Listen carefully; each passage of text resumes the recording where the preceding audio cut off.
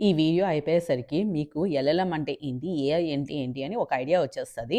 మీరు ఈజీగా అండర్‌స్టాండ్ చేసుకుంటారు. అండ్ వేరే వాళ్ళకి కూడా ఎక్స్‌ప్లెయిన్ చేయగలరు. ఓకే. సో, ఆర్టిఫిషియల్ ఇంటెలిజెన్స్ అన్ని లేయర్స్‌లో ఉంటదనమాట. ఇది చాలా పెద్ద అంబ్రెల్లా లాగా. ఓకే. అన్ని లేయర్స్‌లో ఉంటది. మనం ఇంజినీరింగ్ కాలేజ్‌లో ఆర్టిఫిషియల్ ఇంటెలిజెన్స్ సబ్జెక్ట్ ఎప్పటినుంచో అనాదిగా పూర్వంగా చదువుకుంటూ వస్తున్నాం గదా! నథింగ్ బట్ ఏంటి అంటే ఇది చాలా ఇంటెలిజెంట్‌గా మిషన్‌ని డిజైన్ చేయటం అనమాట. అంటే ఇది బాగా మనం మంచి రూల్స్ ఇచ్చి, ఆ రూల్ బేస్డ్ మీద ఒకవేళ అంటే మనం పాత ప్రోగ్రామింగ్, ట్రెడిషనల్ ప్రోగ్రామింగ్ అనుకోండి. మంచి ప్రోగ్రామ్ రాసి, దానికి రూల్స్ బాగా ఇచ్చి, ఇలా అయితే ఇలా పనిచేయి. అంటే if this then this happens అని చెప్పి మనము అట్లాగా డిజైన్ చేస్తే బాగా రూల్స్‌ని ఫాలో అయ్యే మిషన్. సో, ఎట్లా అంటే ఇప్పుడు మనము ఎక్కడికైనా వెళ్ళాలనుకోండి మ్యాప్స్‌లో మనము ఇవి ఏదైనా అడ్రస్ పెట్టామనుకోండి, నో టోల్స్ ఆప్షన్ ఇస్తది. ప్లస్ నో టోల్స్ అయితే ఈ రూట్ తీసుకో అని చెప్పి ఇస్తది. లేదు అంటే ఫాస్టెస్ట్ రూట్ కావాలంటే ఇది ఇస్తది. So, based on the rules ఇది మంచిగా యాక్ట్ చేస్తదనమాట. ఓకే. సో, అది. దాని కింద వచ్చేసి మిషన్ లాంగ్వేజా? ఇది మిషన్ లెర్నింగ్ లాంగ్వేజ్ కాదు. Sorry. Okay. Machine learning. So, ఈ మిషన్ లెర్నింగ్ ఏంటి అంటే ఈ రూల్ బేస్డ్ కంటే కొంచెము అడ్వాన్స్డ్ అనమాట. దీంట్లో ఏమి రూల్స్ ఇవ్వరు. రూల్స్ ఇవ్వకోకుండా ఇది ఏం చేస్తారంటే ఇది ప్రీవియస్ డేటా నుంచి నేర్చుకుంటదనమాట. మీరు పాతకాలంలో స్టాటిస్టిక్స్ అన్న వర్డ్ వినే ఉంటారు కదా! స్టాటిస్టిక్స్, ప్రాబబిలిటీ అని చెప్పి. సో, ఈ మిషన్ లాంగ్వేజ్‌లో అవన్నీ వస్తాయన్నమాట. ఏంటి అంటే మనం దీనికి బాగా డేటా నేర్పించేస్తామన్నమాట. అంతేగాని రూల్స్ ఏవి రాయము. సో, డేటా కలెక్ట్ చేసేస్తాము. ఆ డేటా కలెక్షన్ బట్టి ఇది ప్రిడిక్షన్స్ చేస్తది. ఓకే. ఫర్ ఎగ్జాంపుల్ మనము ఏది most popular ice cream flavour ఏది హైదరాబాద్‌లో అని చెప్పి మనం కనుక్కోవాలనుకోండి. అప్పుడు ఏం చేస్తారు? ముందు సేల్స్ వాళ్ళ దగ్గరికెళ్తారు. సేల్స్ వాళ్ళ దగ్గరికెళ్ళి వాళ్ళ డేటా అంతా కలెక్ట్ చేసుకుంటారనమాట. చేసుకొని ఈ మిషన్‌ని అనలైజ్ చేసే అల్గోరిథమ్ దీంట్లో రాస్తారనమాట. సో, అది అనలైజ్ చేసి మొత్తం అంతా చూసి vanilla popular choice for people in Hyderabad అని చెప్పి ఇది మనకి రెస్పాన్స్ ఇచ్చిందనుకో ఆర్ చాక్లెట్ వాటెవర్ లైక్ ఏదైనా or vanilla or chocolate whatever. So, ఇది మనకి రెస్పాన్స్ ఇస్తదనమాట ఒక అవుట్‌పుట్‌గా. Okay. This is the popular అని చెప్పి. ఓకే. ఇక్కడ మనం ఏంటి అంటే వెనెలా బెస్ట్ అని చెప్పి ఏమి చెప్పలేదనమాట. ఏంటి డేటాని బట్టి ఆ సేల్స్ డేటా ఏదైతే ఉందో ఆ డేటాని బట్టి ఇదే నేర్చుకుంది. ఓకే. సో, మెషిన్ లాంగ్వేజ్ ఏంటంటే learning from data instead of rules. Okay. దీనికి మనం ప్రీవియస్ డేటా అన్నా, ఏదన్నా కరెంట్ డేటా అన్నా, ఏదైనా డేటా అన్నది మనం లోడ్ చేసాము. ఓకే. సో, ప్రీవియస్ తీసేస్తున్నాను. సో, ఏదన్నా ఒకటి డేటా అనేది మనం లోడ్ చేసామన్నమాట ఈ మెషిన్ లాంగ్వేజ్‌లో. దాన్ని బట్టి అది నేర్చుకొని ఇది చేస్తది. ఓకే. సో, ఈ ఏఐ ఏమో పెద్ద అంబ్రెల్లా ఏఐ. దాంట్లో ఏమో మెషిన్ లాంగ్వేజ్ అనేది ఒక భాగం అనమాట. ఇప్పుడు డీప్ లెర్నింగ్ వెళ్దాం. సో, ఇప్పుడు డీప్ లెర్నింగ్ ఏంటి అంటే ఇది చాలా పవర్ఫుల్. ఇక్కడ అనమాట అసలు యాక్చువల్‌గా థింగ్స్ కాంప్లికేట్ అయ్యేది మనకి బాబోయ్ అనిపించేది. ఏంటి అంటే ఇక్కడ న్యూరల్స్ అని చెప్పి ఒక కాన్సెప్ట్ ఇంట్రడ్యూస్ చేశారు. ఈ న్యూరల్స్ ఏంటంటే ఇది హ్యూమన్ బ్రెయిన్‌ని మిమిక్ చేస్తుందనమాట. ఇప్పుడు మనము ఎలా నేర్చుకుంటాము? మనం వేరే వాళ్ళని చూసన్నా నేర్చుకుంటాము ఆర్ ఏదైనా బుక్స్ చదివి నేర్చుకుంటాము ఆర్ ఏదన్నా అంటే ఒకటి ఎక్స్‌పెరిమెంట్ చేసుకొని నేర్చుకుంటాము. థీసిస్ చదవన్నా నేర్చుకుంటాము. సంథింగ్ లైక్ దట్ మనం నేర్చుకుంటాం కదా!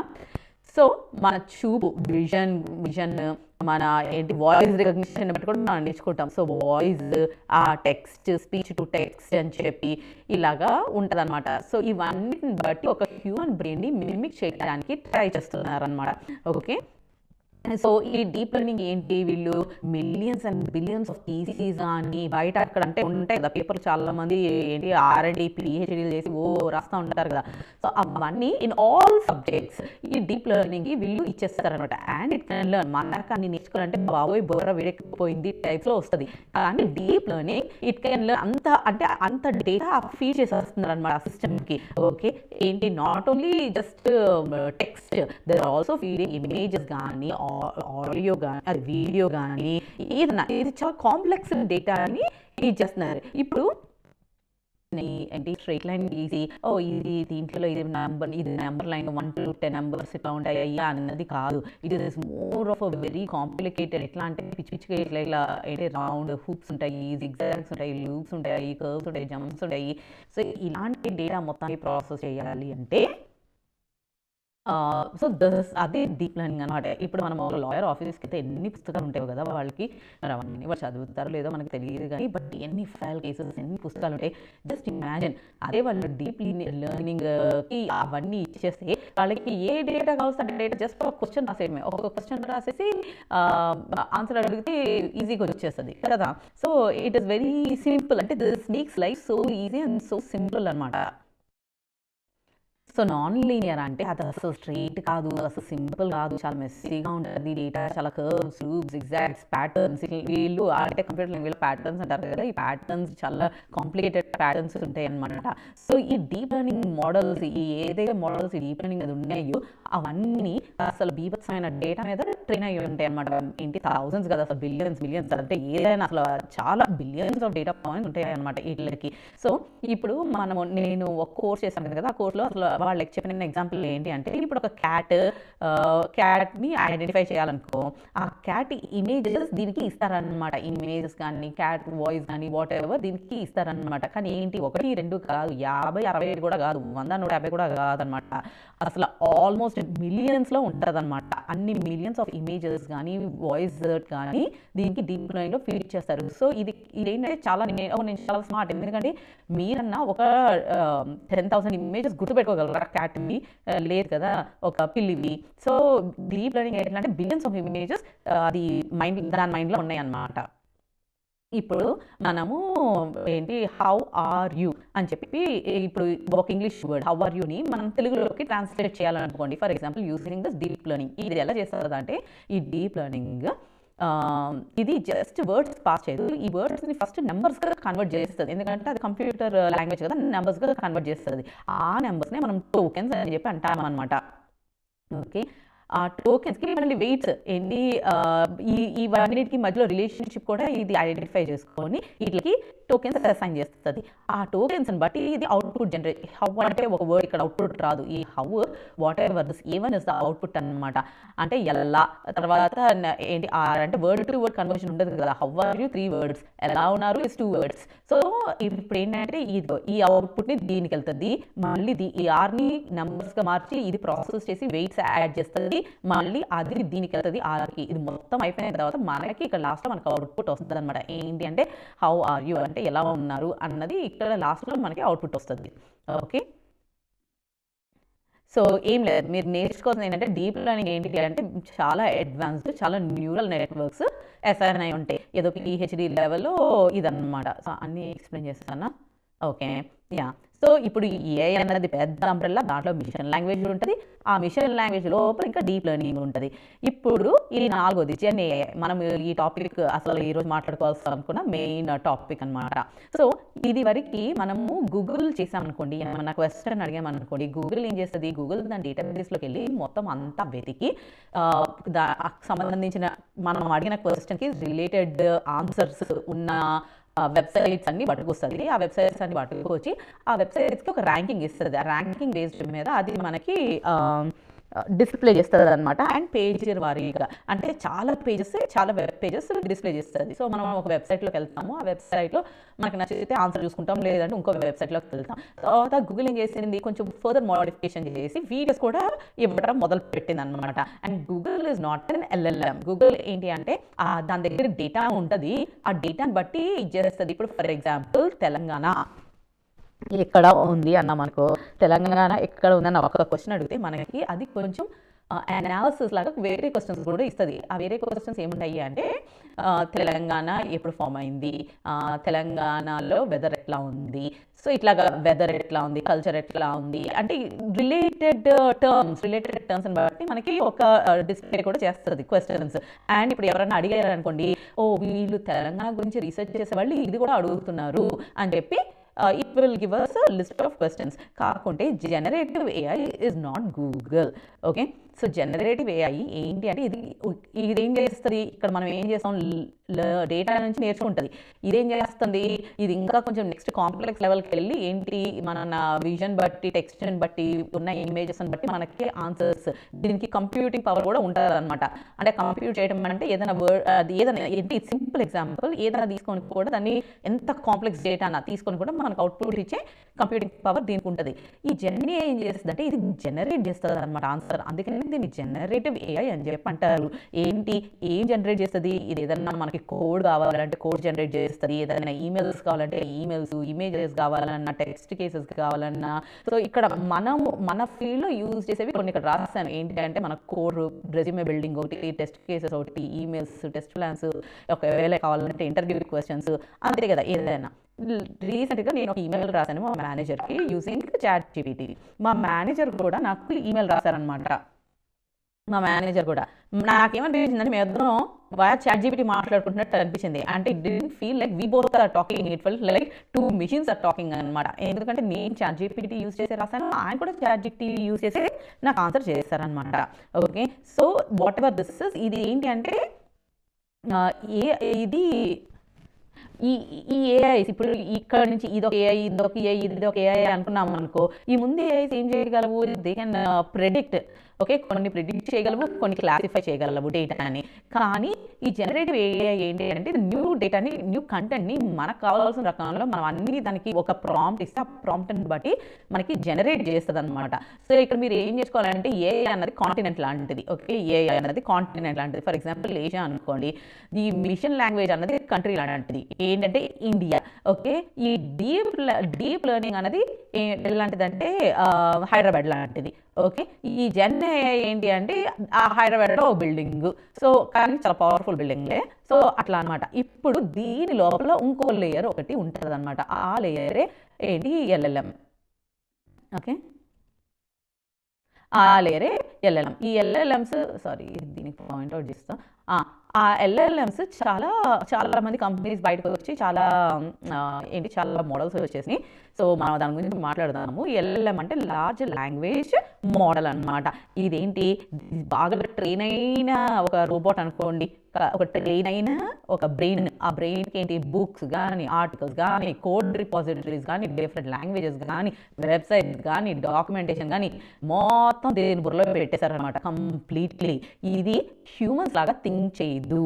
ఓకే, అది లేదు. కాకుండా ఏంటి అంటే ప్రిడిక్షన్ అల్గోరిథం ఒకటి ఉంటుంది. ఆ ప్రిడిక్షన్ అల్గోరిథంని బట్టి నెక్స్ట్ వర్డ్ ఏంటి అని చెప్పి ప్రిడిక్ట్ చేస్తుంది. ఫర్ ఎగ్జాంపుల్ మనం ఏంటి, quality engineering is very dash అంటే ఆ లాస్ట్ వర్డ్ ఏదైతే ఉందో అది ప్రిడిక్ట్ చేస్తుంది అనమాట.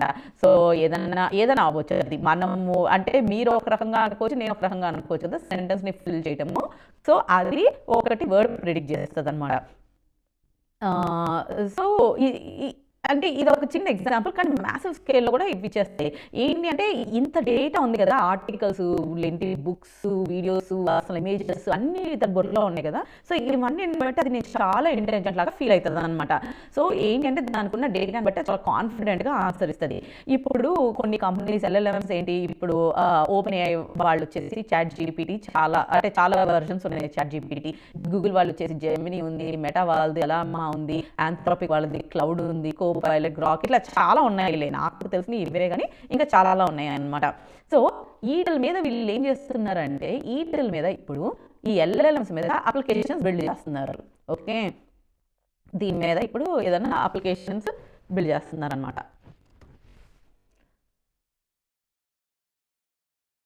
LLMsలో మనము గుర్తుపెట్టుకోవాల్సింది ఏంటి అంటే వీటికి మన బుర్ర ఇట్లకి అర్థం కాదు. వీటి దగ్గర చాలా డేటా ఉంది, కానీ మన బుర్ర వేరు కదా. మనం కావాల్సిన డేటా, మనకు అంత డేటా అవసరం లేదు. మనకి ఏంటి అంటే సైలోస్ చేసి మనకు కావాల్సిన డేటానే మనకు కావాలి. కానీ దీనికి LLMకి అర్థం కాదు మనకి ఏం డేటా కావాలి అన్నది. అండ్ ప్లస్ ఆల్సో దీనికి ఇది కరెక్టా కాదా అని చెప్పి అది జడ్జ్ చేయలేదు అనమాట.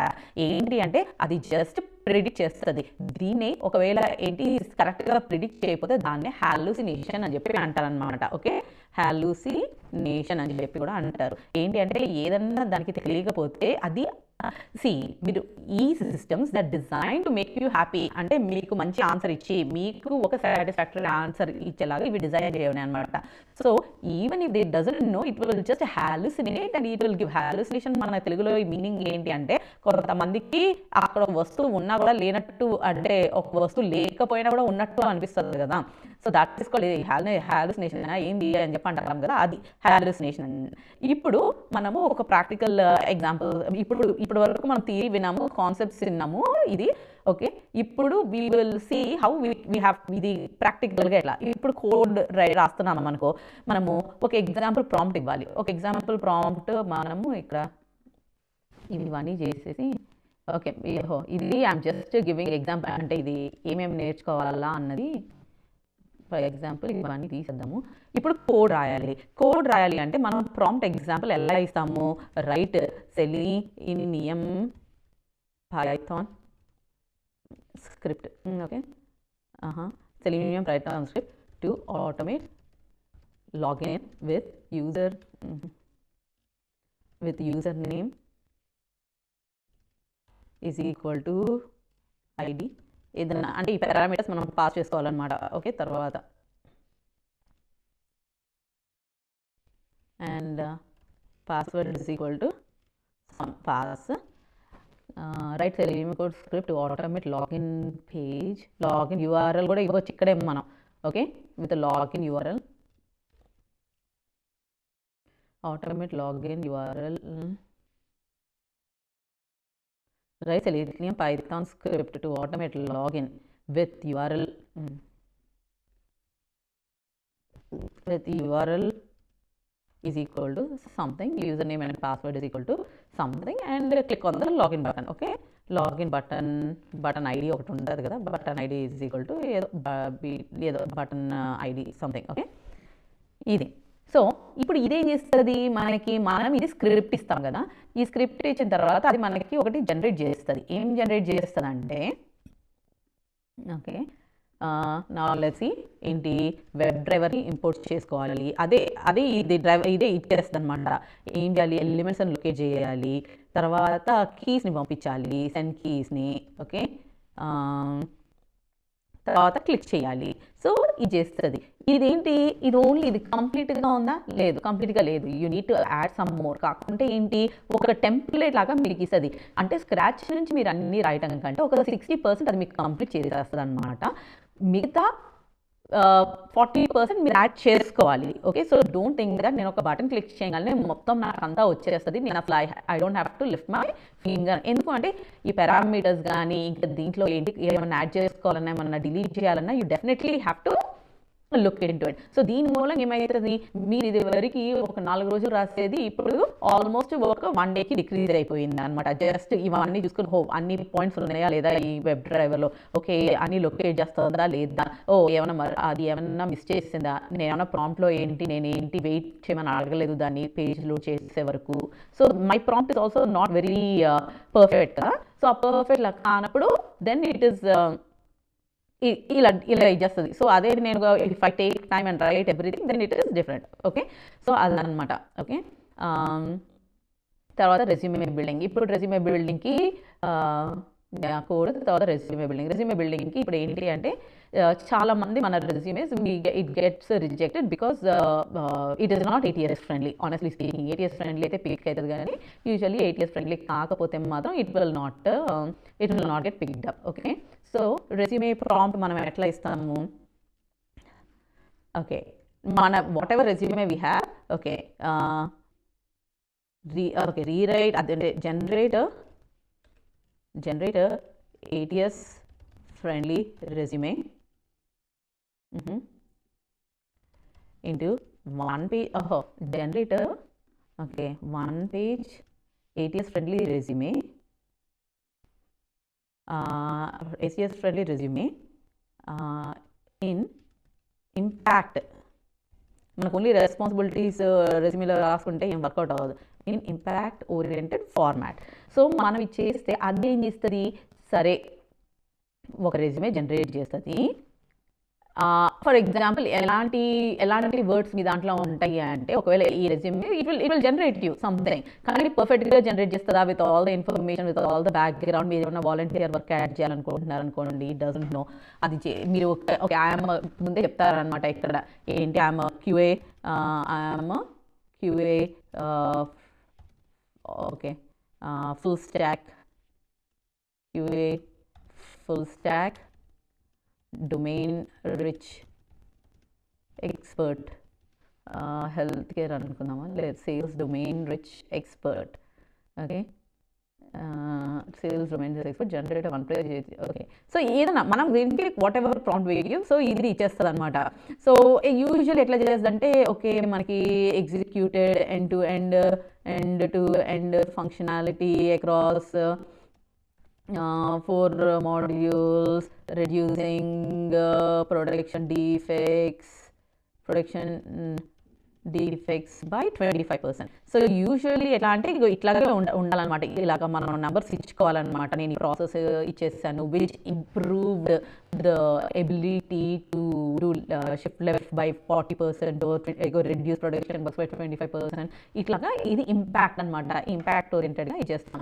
ఇప్పుడు థర్డ్ ఆన్ అవర్ లిస్ట్ ఏముంది, generate test cases. So this is like very popular one which we all use. So for example ఇప్పుడు మనం ఏం చేద్దాం, ఆ లాగిన్ ఎగ్జాంపులే తీసుకుందాము. ఆ లాగిన్ ఎగ్జాంపుల్ తీసుకొని ఇక్కడ ఓకే లాగిన్ మన ప్రాంప్ట్ ఇక్కడ ఎలా ఉండాలంటే ఏంటి, generate positive and negative test cases for login with user name, password and OTP in cucumber format. నేను క్యూకుంబర్ అంటే మేము రీసెంట్గా క్యూకుంబర్ వాడడం, సో అందుకని మీరు ఏ ఫార్మాట్ కావాల్సి ఆ ఫార్మాట్ ఇచ్చేసుకోవచ్చు. సో అది ఏం చేస్తుంది, మీకు ఎలాంటి డెవలప్ చేస్తుంది అంటే ఒక let's say like use cases ఏంటి అంటే వ్యాలిడ్ లాగిన్, తర్వాత incorrect password, okay incorrect user name, your user ID, whatever it is, తర్వాత expired OTP, తర్వాత empty fields, invalid invalid username పెట్టేసాను already. Yeah so something like this. మనం అన్ని type చేసే కంటే కూడా మనకి ఏంటి క్యూకుంబర్ ఫార్మాట్లో అదే ఇస్తుంది, మనం జస్ట్ కాపీ పేస్ట్ చేసుకోవచ్చు. కానీ మనము దీనికి మన క్రెడెన్షియల్స్ ఇవ్వలేము కదా, మన కాన్ఫిగ్ ఇవన్నీ ఇవ్వలేము కదా, because of its an external system that they are using. So అది మీ దగ్గరే ఉంచుకోవాలి. Config files, placeholders, data మీరు ప్రొటెక్ట్ చేసుకోవాలి. So definitely you can do, but at least it will give a good template where you can start. తర్వాత next on our list ఏముంది, okay so emails రాయొచ్చు. You all use ChatGPT కదా చాలామంది. తర్వాత test plans కూడా ఏంటి అంటే, టెస్ట్ ప్లాన్స్ని కూడా మనం ఎట్లా జనరేట్ చేసుకోవచ్చు అంటే, ఫర్ ఎగ్జాంపుల్ ఒక అప్లికేషన్కి మనం సేల్స్ అప్లికేషన్కి ఒక లాగిన్ మాడ్యూల్ చూస్తున్నాం అనుకోండి, దాని scope, objectives, risk, test approach, time line ఇవన్నీ కావాలి నాకు అని చెప్పి ఒక ప్రాంప్ట్ ఇవ్వాలండి. ఇస్తే అప్పుడు అది ఒక డ్రాఫ్ట్ వరకు మీకు అది డిజైన్ చేసి ఇవ్వగలదు. లేదు అంటే ప్రాజెక్ట్ని బట్టి కొంచెం రిఫైన్ చేసుకుంటూ ఉండాలన్నమాట. ఓకే తర్వాత మనం సీక్వెల్ క్వరీస్ కూడా రాసుకోవచ్చు అండి, మర్చిపోయాను. ఇప్పుడు ఇంటర్వ్యూ క్వశ్చన్స్ రాసుకోవచ్చు, మీరు సీక్వెల్ క్వరీస్ కూడా రాసుకోవచ్చు. సీక్వెల్లో ప్రాంప్ట్ ఎలా రాస్తారంటే, నాకు చూడండి సింపుల్ అయితే మీరు రాసేసుకోవచ్చు, కానీ ఇక్కడ కాంప్లెక్స్వి ఉంటాయి. ఏంటి, find me లేదు write a SQL query to find the users who logged in today and before and have 3 consecutive login days.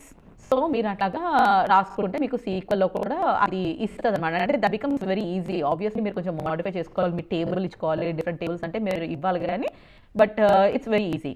So ఇప్పుడు ఏంటి అంటే, I hope you guys understood all this. మీరు ఇప్పుడు ఎవరికైనా ఎక్స్ప్లెయిన్ చేయగలరు వాట్ AI is అండ్ ఏమి నడుస్తుంది అని చెప్పి. Okay yeah so Gen AI is nothing but LLM కానీ Gen AI కానీ ఇది AI మొత్తం in general is nothing but mathematics, data, statistics ఇవన్నీ యూజ్ చేసుకుని ప్రాబబిలిటీ అండ్ వెయిట్స్ మనం ఇంకా ఫర్దర్గా డీప్గా మనం దీనికి ప్రాక్టికల్గా కూడా మనం నేర్చుకుందాము. ఓకే చలో మరి బాయ్. ఓకేనండి.